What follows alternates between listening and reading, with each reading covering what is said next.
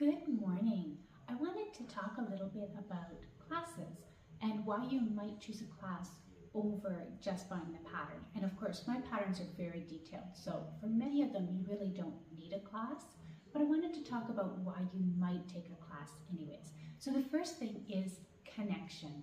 We often weave all by ourselves in our little rooms, and it's just us and our loom. And when we can take a class, we can get some connection.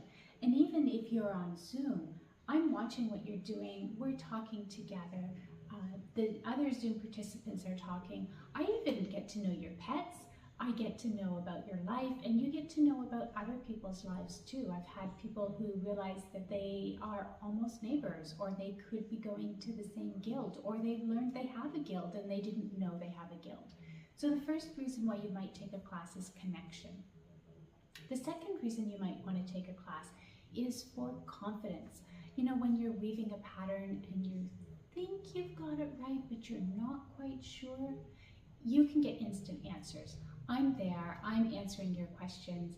If you have a problem, you can just take a picture and send it off to me. Or if you're here in person, then I'm watching everything that's happening, and I can tell you little ways to make things easier, or I can catch a mistake before you do so that it's much easier to fix. So I have some classes coming up.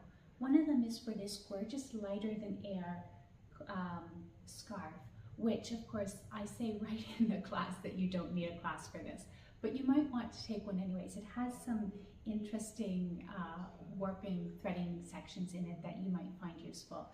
And the next one is my June towel of the month, which is using pickup sticks and string heddles. So I'd love to see you in a class. You know, maybe post below what some of the reasons are that you take classes and what you've learned in a class that you wouldn't learn